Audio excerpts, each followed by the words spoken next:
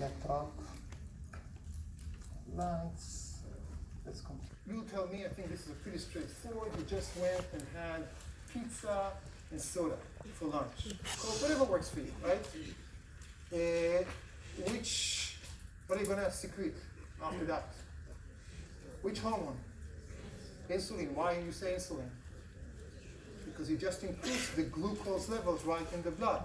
You ate, went to the digestive system, and then you know, oh, I have more than the usual glucose, I'm going to release it to the cells and bring and build up glycogen.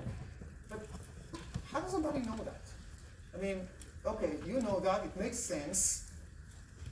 How would a body know that I just ate this and I just have the glucose and so on?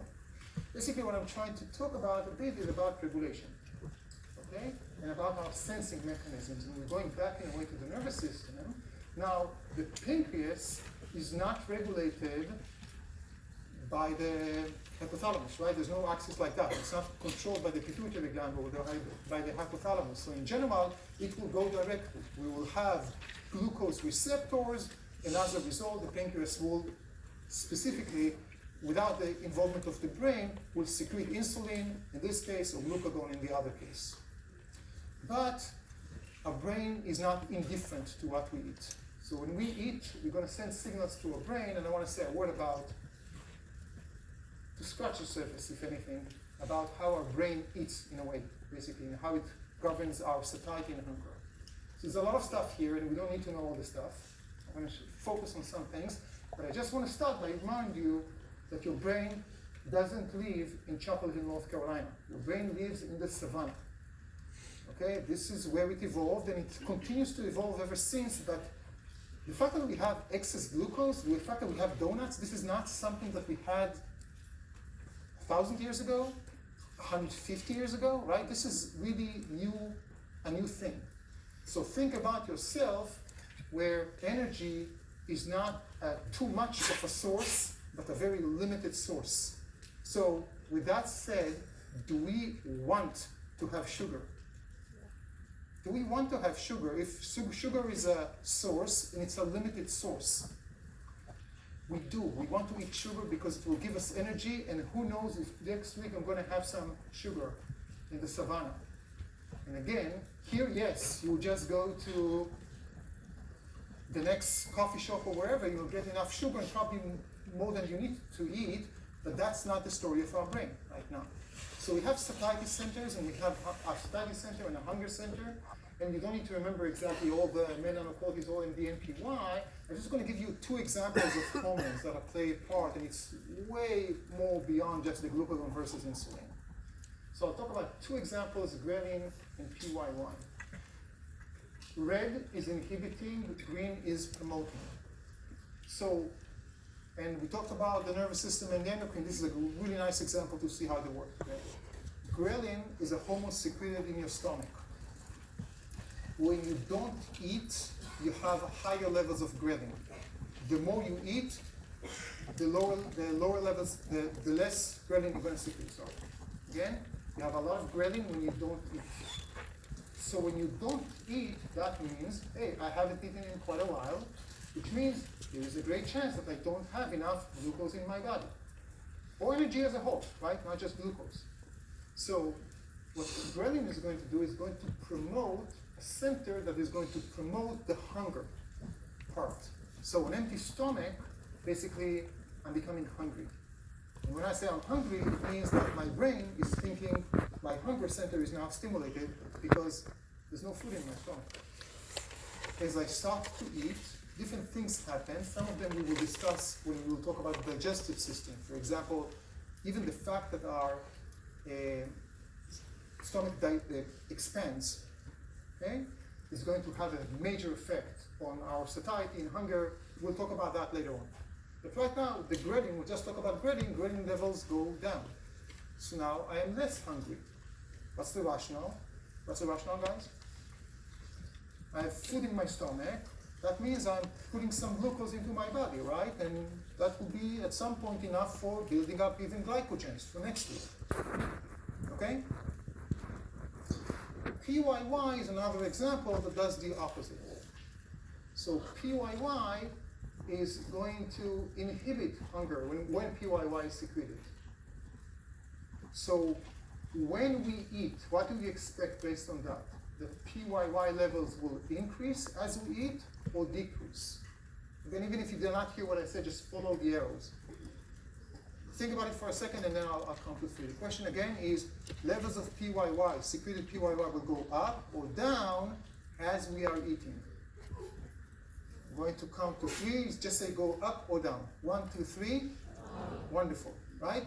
I eat. I don't need to be hungry because I'm putting more energy in my body, more nutrients as a whole. The interesting thing is that the PYY is not secreted from the stomach, it's secreted from the end, basically, of the food chain, right at the end, from the intestine. Okay, it's the last part of the small intestine and mainly for the large intestine. Basically what PYY is saying to the body, hey, we got a lot of food at this point, so we're good. We can wait a little bit with that. Okay? Interestingly enough though, PYY will be secreted from the large intestine even before a shred of food made it to the large intestine. The stomach, once starting to get filled, will send signals, local signals, to the large intestine saying, hey, you over there, hey, start preparing because I'm throwing some food over, right? You need to work, we need to secrete some juices, etc. But also know there's food in the system, start to send that PYY to the brain because we don't need to eat a lot more. So we don't need to be hungry. We have satiety right now. Okay? PYY is also affected by the type of food. If you eat refined sugars, again, going back to the donuts example, okay, if you drink Coke or any soda, basically, you'll have not as much secretion of PYY as if you had eaten, let's say, lipids, a fatty meal. That's one of the reasons why a protein and fatty rich meal are typically give you more satiety than hunger. And all of these are just 2 hormones of a complex that you see here. And leptin, for example, which you don't need to remember, is even more important when it comes to all the balance. Question? So part of this, so that's, PYY is one of the reasons. The question is why to eat slower. There are many things that happen. So for example, I did not even talk about the fact that if you have more fiber, like if you eat your broccoli, and a lot of broccoli, that's carbohydrate, less PYY, still PYY will be secreted with a lot of fiber. So for example, that will give you more satiety because of the physical impact on the stomach and signals that we don't discuss today. So there is absolutely no simple signal. Today, it's very fashionable to talk about insulin as the bad guy, about carbohydrates as the worst enemy of anything that you can think of. This is not true because it's a mixture of so many hormones. Of course, if you do too much of that, that's a different story. Okay? So is ghrelin constantly being produced at home? Ghrelin is constantly being produced, but less and less as you eat. Is that or is it? No, it's not because glucose. It's the food in general, the stomach starting to secrete other foods. I don't want to go into that regulation because we'll talk about it in the digestive system. All of what I just said, right, these are kind of like the hormones determined by food. Now, did it ever happen to any of you that you ate and you're not supposed to be hungry, but you saw that pizza and you ate it? Right? It's like our daily life, right? That shows you that the brain, again, the brain is wired still to the savannah. But the brain is getting a lot of input. And we have also the conscious part of the brain beyond the hypothalamus that just looks at this and say, I know that if I'll have the pizza, I'm going to enjoy myself. Serotonin levels, different things that will happen, so it's winning over my nutritional needs. We don't eat just as what we need. This probably didn't even happen, 8,000 years ago, let alone today. So there's so many complex issues coming here, and we all know, right, that food is playing a much stronger role for many of us, rather than a simple, we get nutrients to get rid of waste, basically. In a good sense, in a bad sense, but so many inputs are there. So I want to finish this part before we move to the skeletal system and talk a bit about really an epidemic that we currently face today in the developed world, mainly in Western countries, not just Western now, and US more than anything else, and that's diabetes mellitus. So diabetes mellitus is a homeostatic imbalance of sugar level or glucose levels in the blood. We distinguish between two types of diabetes. The first one is known as the type 1. It used to be called the early diabetes, not true anymore. So it is more common in young people, but definitely not just in young people. The main thing is that a major, if not the major cause for this is an autoimmune disease. Basically, our beta cells are being killed by our own immune system. That's the idea. Beta cells secreting insulin. So if I don't have insulin and I have a lot of glucose in the blood, what happens to the glucose in the blood? Can it get into the cells? No, because I don't have insulin. Or I don't have enough insulin at least.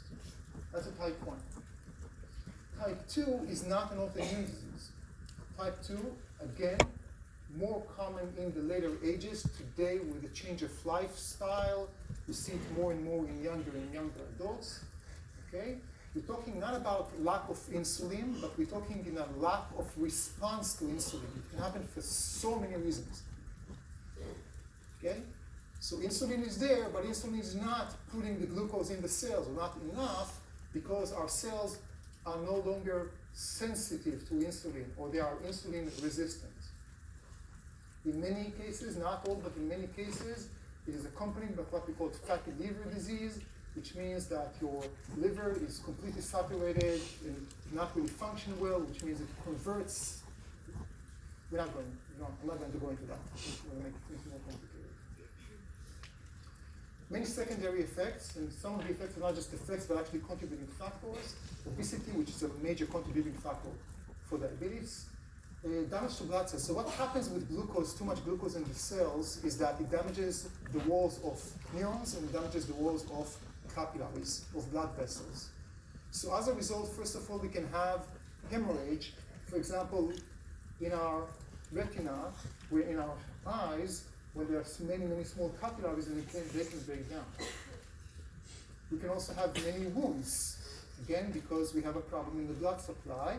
But even worse, the combination of damage to our nerve cells and damage to our capillaries, the result of that is that what can happen is that I have a wound, and normally, you always have a wound, right? I hit something, but the problem is if I have a problem in my nerve, in my sensory neurons or sensory receptors, I don't tell my brain that actually there was a wound. So nobody's going to send the whole immune system and the whole rescue mission, right, to start dealing with the wound.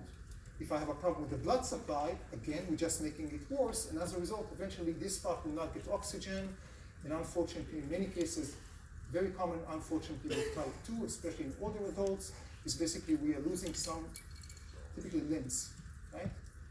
Smoking makes it extremely worse, not because smoking causes diabetes, but because smoking has very similar effects diabetes type 2 has, or diabetes in general. So we all know smoking is bad, smoking is a habit. I used to smoke for 13 years before I was able to quit, 12 years, okay? But just to note, smoking by itself is bad. You have diabetes and you smoke, I'm not saying it's a certain, but you probably want to make an appointment in the hospital because at some point you're going to lose some part. I know it's bold to say that, but you need to understand this is the case. So I cannot overemphasize how both combinations are so dramatic and influential. Okay? Type 2, in many cases, not all, can actually lead to type 1. Because some of the damages that excess glucose will do will be damage to beta cells. And these are the main two, but we have different versions and different type 1 that is accompanied by type 2, which I'm not going to talk about. Any questions about diabetes and the balance between and the whole homeostasis of glucose and all that?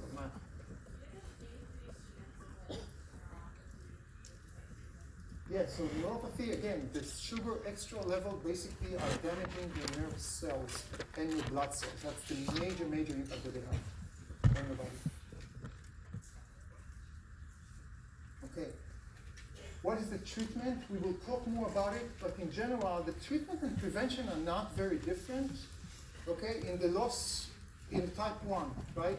What do? You have a problem with beta cells, so what can you do?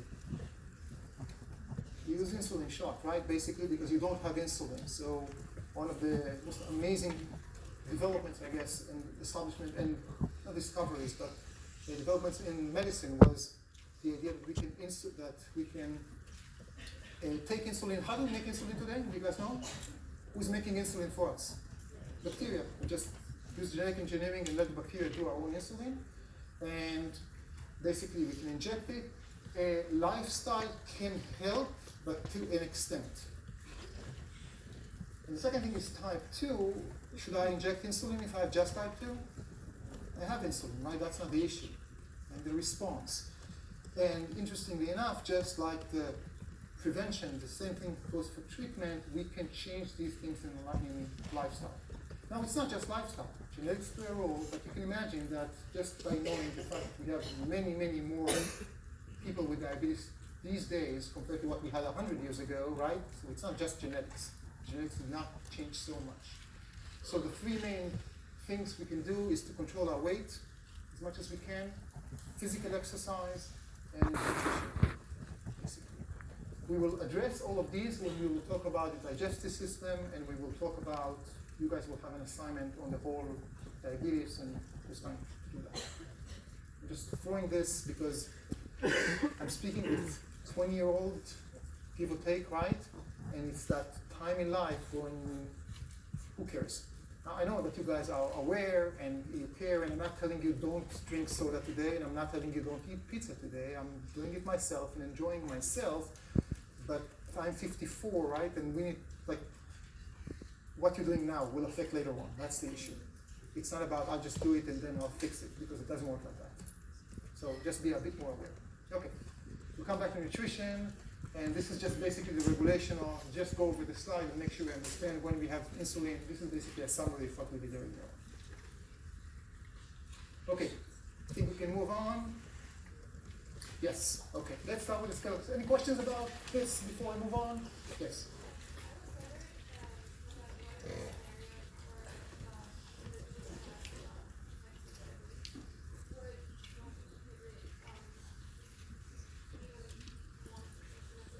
No, so smoking, the question was about smoking. Smoking, as far as I know, maybe I don't know that, but as far as I know, smoking would not have an accelerated effect on the insulin itself. There's not a direct effect. It's just that smoking has pretty similar effects as a whole, beyond its effects on the lungs and on cancer and everything. I'm just talking about damage to the blood cells and the nervous cells and the neural cells. Then what you have is now accelerated. You have the outcomes of diabetes. You have now your just added outcomes of smoking, and both together slippery slope. Anything else? Okay. This is just the last slide that I want to show you. I'm not going to address it, but just think about it for a little bit. Insulin affects moving glucose homeostasis. Okay. What I ask you is to think at home about this. Think about the role of glucose in hunger and glucose homeostasis, and hypothesize its role in fat homeostasis. Okay? I'm going to ask you a question about the exam. Here you go. You already have one question from the 45 questions in exam 2. I'm not telling you the exact question, but I'm going to ask you about this. Okay? So just think about it at home, and you're welcome to discuss this. Anything you want via Facebook.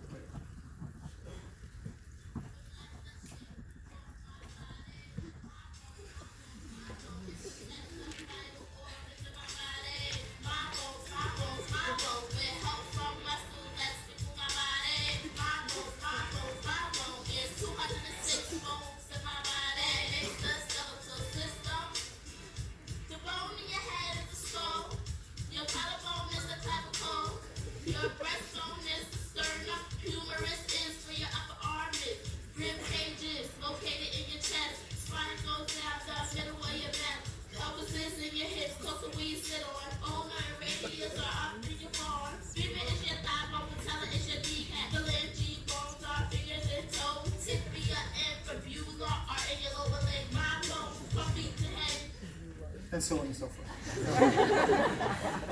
So, what are you going to do in the next 3 minutes? Or we already started doing this at home. We're going to divide the skeletal system, our discussion about the skeletal system, into 3 parts. The anatomy, which you mainly learned at home.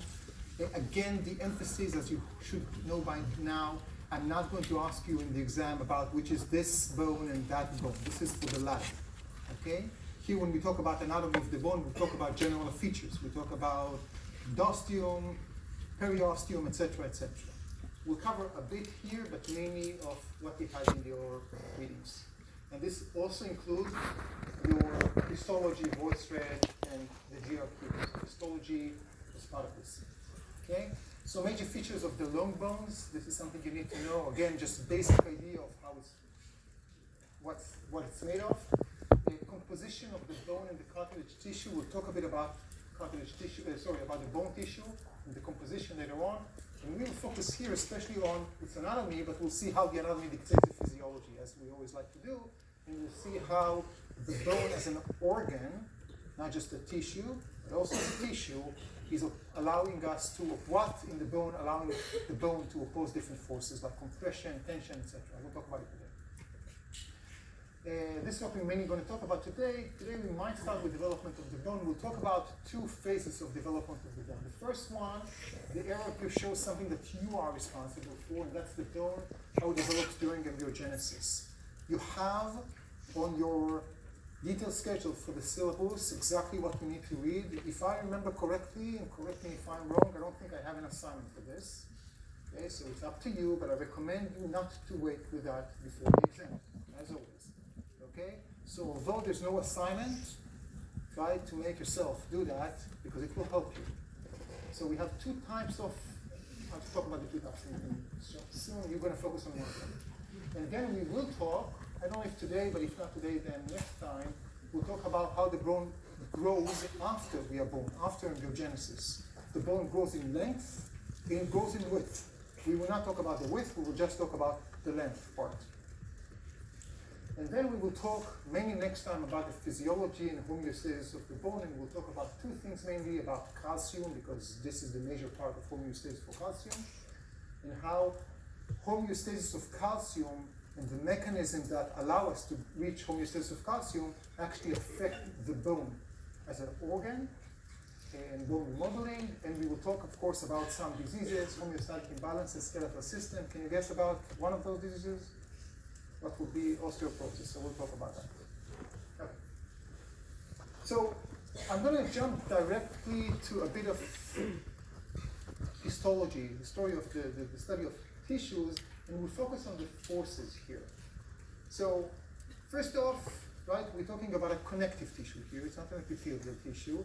And it's really important to remember that when we talk about the bone, we need to know when we talk about the bone as an organ or the bone tissue, because the bone organ, as all organs, contain more than just one tissue. Okay? So we have bone organ that contains bone tissue, cartilage tissue, blood, nervous system, and so on and so forth. So just to remember this, and of course just a simple, proper connective tissue. Each connective tissue in general has cells and extracellular matrix, right? We have fibers, we have cells. What do we have in between? There's a question about that in the GRQ. Is that air? Nothing?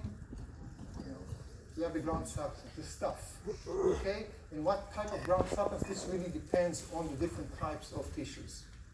It can be very rich in water, for example. It can be very rich in specific sugars that provide some volume because they absorb the water and get larger. Right? Other cells are not the main cells of the tissues, etc. Now, we'll start with the fibers, and then we'll talk about the cells when it comes to the bone tissue. And the idea here is that we need to provide the bone with some properties and features that will allow the bone to resist different forces, because we are experiencing the forces all the time. All the time, not just when we carry some weight, but even when we just stand. And the main fiber, and the most abundant protein that we have, but this is not true not just for the bones, but we will focus mainly on the bones, is collagen. Collagen is a fibrous protein, which means it's a long protein, and it's not just long, but we actually have several molecules that intertwine together, making it such a strong fiber. If you try to pull it from both sides, it will pull a little bit because it has some flexibility, and flexibility is important, but after that, you can try to tear it up, you won't, unless you use really, really an incredible amount of force. Okay? So this is pulling from both sides, and this is what we call tension, or pulling or tensile forces, all interchangeable. So the protein as is, and the way it is organized as fibrous proteins intertwined with each other, provide us with a bit of flexibility, but especially with resistance to tension.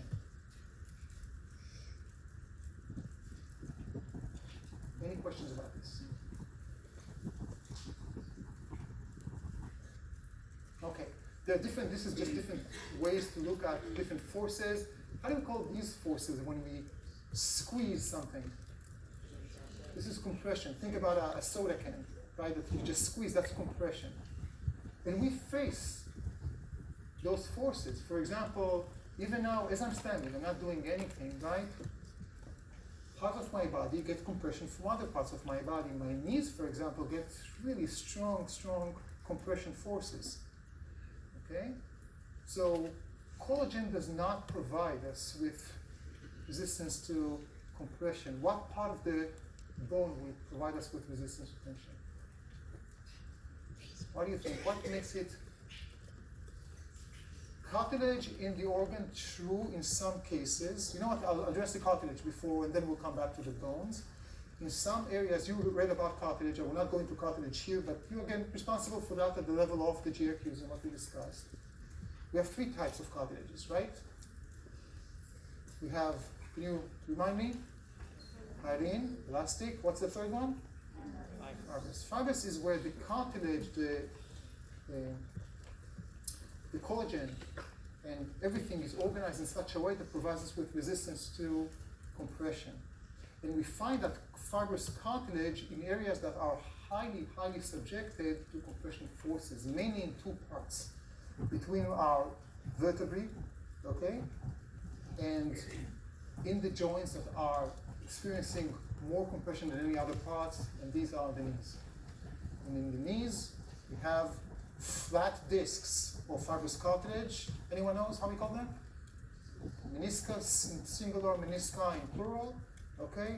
And these will help basically in resistance to compression. Okay, but back to the bone. So it's not about the fibers. What else do I have in the bone? What makes the bone rigid?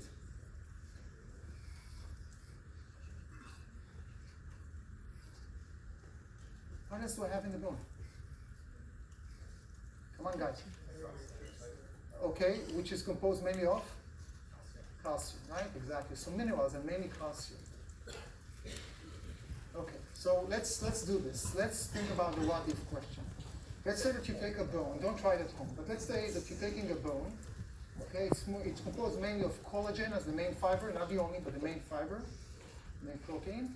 That's the organic part. And non-organic part, which is mainly calcium, not just calcium.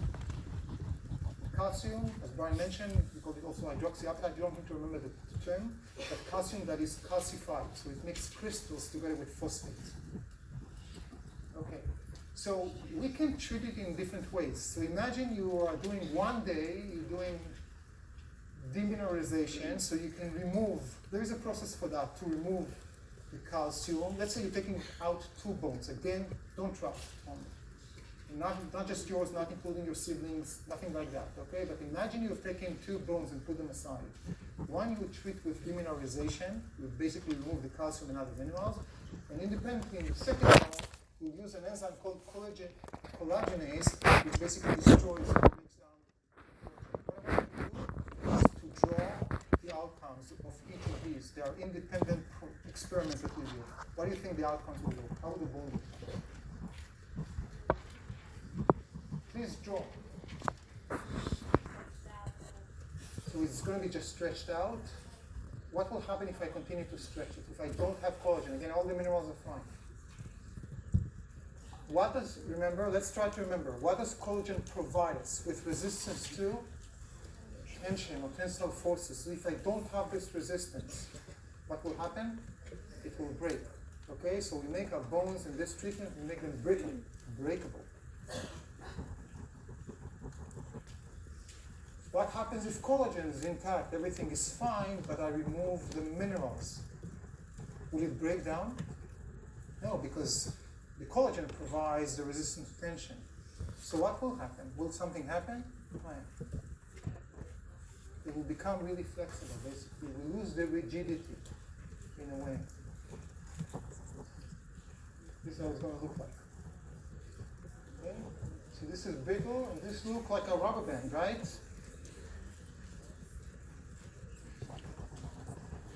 That's what our minerals are giving us, that rigidity, resistance to compression.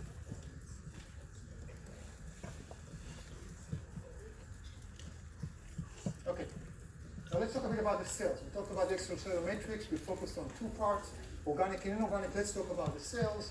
And this is something that you read about, right? The periosteum, the periphery here. This is the compact bone. This is, what do we call this, the yellow thing here?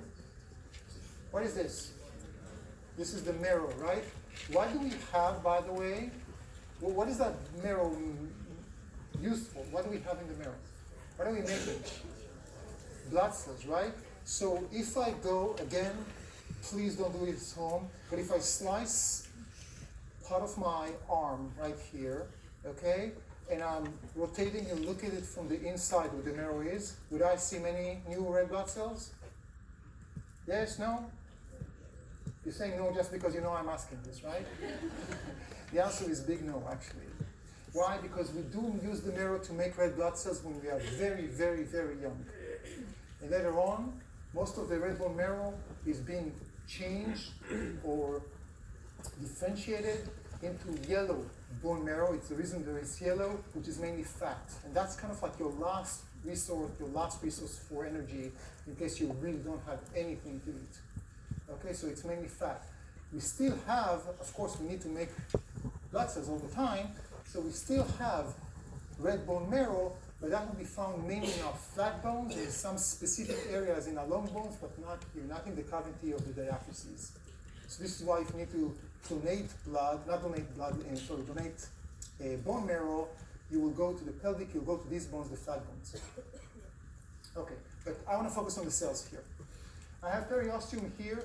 I also have, you cannot see it here, what is the other layer that is found inside, kind of like facing the marrow? Endosteum, right? Periosteum and endosteum, they're not very different.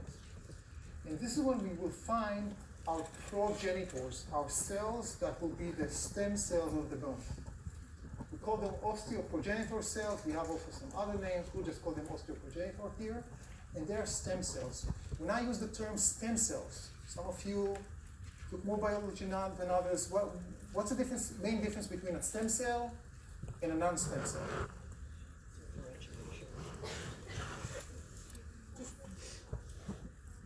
So they will have some specific function, but they will not be as differentiated, right, as their daughter cells, differentiated daughter cells. What about division? What's the difference between skin cell? Let's leave the bone cell for a second, okay? Here, skin cell, I just scratched some skin cells here versus the stem cells for the skin cells. Yes? This is differentiation. I'm just talking about how many times they can divide. Sorry, I wasn't clear enough. Normal cells have a division limit. They can divide for 2, 10, 50 times. It depends on the type of cells, but they will end at some point. They won't die after that, but they will just continue to be cells without being able to divide again. Stem cells can always divide. They are giving rise to new daughter cells. So the osteoprogenitor cells are basically stem cells of the bone tissue, and they will give rise to their daughter cells, the differentiated cells that actually do the job, and these are the osteoblasts. The osteoblasts are the ones that are going to be responsible for making the bone tissue. Again, I emphasize tissue, not organ. This is just part of the organ. When I say making the tissue, I'm using this picture just to illustrate, to understand what are they making and where the outcome is going, and where the product is going to be. Because the osteoblast is like the cement tank that you see right here. They're going to secrete to the extracellular matrix lots of stuff. Basically, almost all the stuff that the extracellular matrix will be composed of. Okay? Proteins, collagen, including collagen and many things. Can they make calcium? Can these cells make calcium? No, we cannot make calcium. We have to eat our calcium. We cannot make minerals in our body, right? But after we eat calcium, it goes into our digestive system, into the blood, into many places. It will go to the osteoblast, they will store, and then they will secrete it as well. And what they will do, they will secrete all the product, all the cement, and as a result, everything around them, around the osteoblast, here you see one osteoblast, one tank, but imagine many, many tanks, will become cement. There's another reason why this picture is just a perfect analogy for our bone tissue. Can anyone tell why did I use that, the cement thing? Something about the texture of the cement. What happens to the cement when the tank is just making it? It's still soft, right? And later on it hardens. It becomes a tough cement, right? This is exactly what happens. So, following what Brian said before, the hydroxyapatite, it's time again to go back to this and remind ourselves. Just by secreting calcium and phosphate and other minerals, we did not yet solidified or hardened or made the outside cell matrix so strong. What we need now, when we say calcify, it's not just about secreting calcium, but also to tell, when I say tell molecularly, of course, hey, calcium and phosphate, shake hands, make crystals, make me a tissue with crystallized calcium phosphate. We call it hydroxyapatite. I don't care if you remember the name or not, that's not important. Okay? Just like happens in the cement. So the osteoblast will make the outside matrix, the extracellular matrix, and including secreting enzymes, and those enzymes will complete the story of hardening, of making it strong. Any questions about this part? It's important. It's going to be later on also important when we talk about development and okay.